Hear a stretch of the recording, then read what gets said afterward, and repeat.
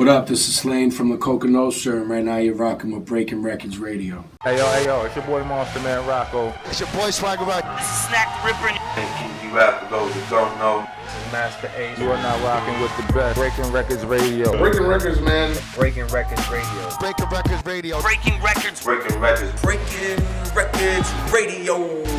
Let's go. Breaking Records Radio. Breaking Records Radio. Breaking Records, man. Radio is like the place to be. I fuck strange music, man.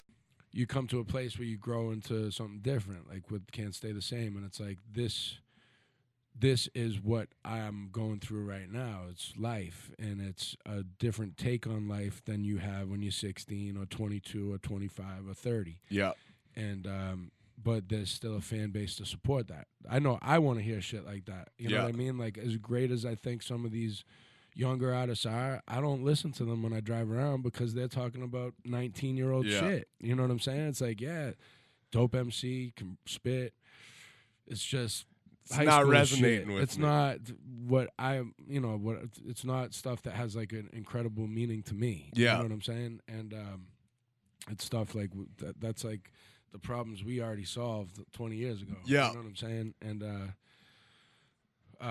I went off on a tangent. What were we talking about with Oh shit, where did we start on Oh, that? so turning 30. I always tell yeah. people, you turn 30, that's the beginning. Your 20s are fucked up, man. You don't know how to make your way in the world. You're still running on all those broken kind of broken ideas that you grew up with. And, you know, and I think like 30, after I turned 30, like stuff started making more sense to me. You have a network that you've built.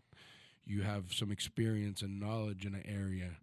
You know how to kind of make your way. You start earning much better money after 30, in my experience. And, and you start to think about family shit and starting a family. And, you know, I became a father when I was 31, and that changed me. And My girlfriend's 3 months pregnant right now, so first congratulations, kid man. on the way. So. And it changed you in the best possible way. And, like, 30 is still a young man, and it's like, you know, it's really, you have the worst stuff behind you and the best stuff in front of you, I think. And I never would have thought that I would think of 40 that way too, but I do. Like, I'm in a good spot.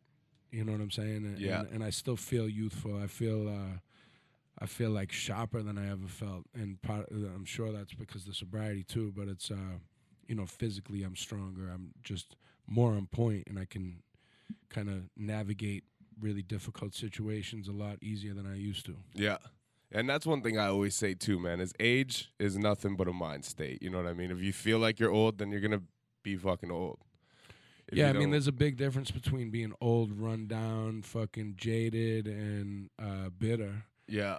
And being, you know, experienced, focused, sharp, on point, present for the people that need you and the people that love you and the people that you love, and you know, being engaged in life, man. I mean, you know, I think that I have respect for my elders now more than ever. It's like, wow, life throws a lot of crazy shit at you. So, you know, when you see people who's 60, 70 years old, like, they've been through some shit, man, and they navigated it, and they're still alive. They're here. You know what I'm saying? And it's like, that's how I feel right now. It's like, man, I survived some fucked up shit, and I'm still here. And not only am I still here, but I'm thriving. Yeah. And I'm better than I was before.